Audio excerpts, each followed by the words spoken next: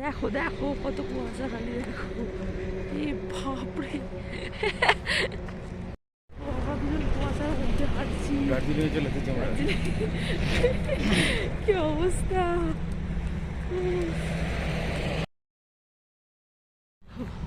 দেখাই যাচ্ছে না, এত কুয়াশা।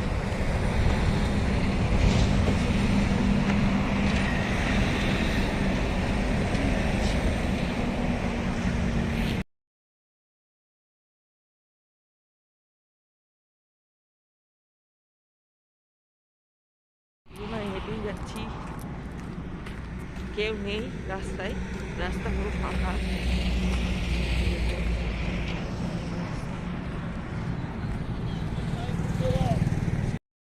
তো হেঁটে এখন বাড়ি চলে এলাম। বাড়ি চলে এসে এবার কাজ টাজ করে নিই, তারপর তোমাদের সামনে আসছি। নমস্কার বন্ধুরা, সবাই কেমন আছো? আশা করি খুব ভালো আছো, আর সব সময় ভালো থাকো, সুস্থ থাকো, সেই কামনাই করি। আর আজকে সকলকে গুড মর্নিং জানিয়ে আমি আজকে ব্লগটা শুরু করে দিলাম। তো আমার কাজ টাজ সবই হয়ে গেল, আর ততক্ষণ আসার সময় পাইনি। তো কাজ টাজ মিটিয়ে তারপরে এলাম, এবার যাব রান্না করতে। তো চলো কি রান্না করি আজকে, দেখি কি আনা আছে জানি না।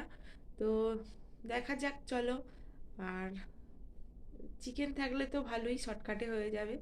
তো চলো দেখি চিকেন রান্না হয় না সবজি রান্না হয়, কি রান্না হয় জানি না। শাশুড়ি মা যেটা কুটবেন সেটাই হবে। তো চলো। আর এই দেখো, কালকে রাতের বেলা চিকেন এনেছিলেন দাদাভাই।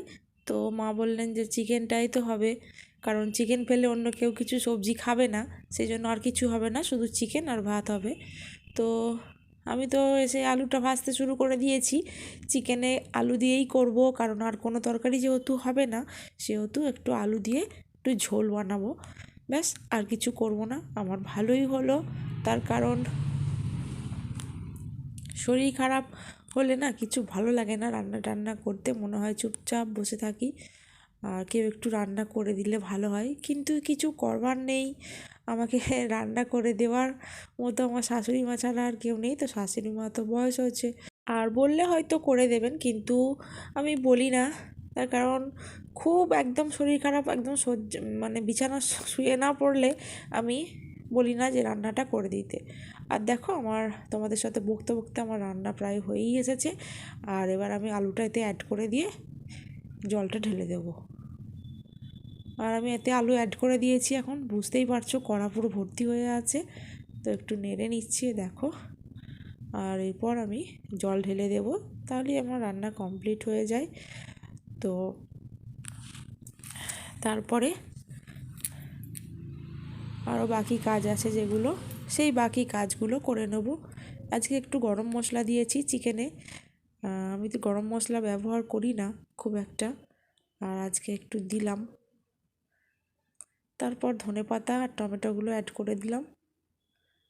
ধনেপাতা আর টমেটো লাস্টেই দিয়েছি। আর দেখো, নাড়তে পারছি না, এত ভর্তি হয়ে গেছে। আর এইভাবে নাড়তে নাড়তে হাত ব্যথাও করছিল। তো চলো, চিকেন আমার রান্না প্রায় হয়ে গেল। আর এবার দেখো, আমি ভাতের থালা নিয়ে বসে পড়েছি। শুধু চিকেন আর ভাত, এটাই খাবো আজকে, আর কিছু নেই। তো সবাই মিলে বসে একটু ভাত খেয়ে নিচ্ছি। আর তারপরে স্ট্রবেরি রাখা আছে, সেই স্ট্রবেরিগুলো কেটে নিচ্ছি। দেখো, আমি আর মিমি খেয়ে নেব। আর মিমি স্ট্রবেরি কাটছি দেখে ও বলছে হ্যাপি বার্থডে দেখাচ্ছে। তো দেখো স্ট্রবেরিটা ভেতরটা কেমন হয়েছে, খুব সুন্দর হয়েছে স্ট্রবেরিটা ভেতরটা, খুব ভালো লাগছিল। আর খেতে বেশ ভালো লাগে, টক টক, একটু হালকা টক থাকে, তো ভালো লাগে খেতে। আর মিমি দেখো স্ট্রবেরি দিয়ে ভাত খেতে শুরু করে দিয়েছে। আর এই নিয়ে তো প্রচুর হাসাহাসি হচ্ছিল আমাদের বাড়িতে।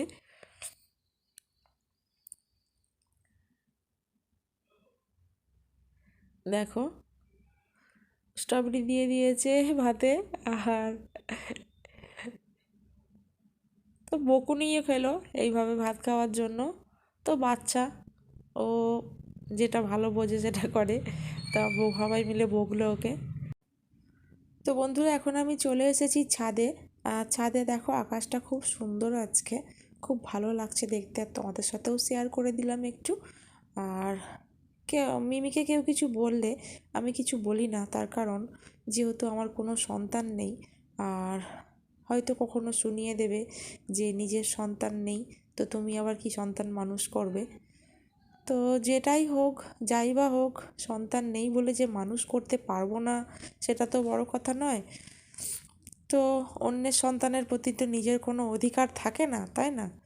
তো যাই বা হোক, আমি কিছু বলি না, সবসময় আমি চুপই থাকি, ইচ্ছা থাকলেও বলতে পারি না।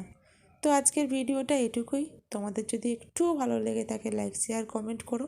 আর যারা চ্যানেলে নতুন আছে তারা অবশ্যই অবশ্যই চ্যানেলটা সাবস্ক্রাইব করে পাশে থেকো, তার কারণ তোমাদের একটা লাইক আমাকে আরেক পরবর্তী ভিডিও বানানোর জন্য অনেক বেশি উৎসাহিত করে।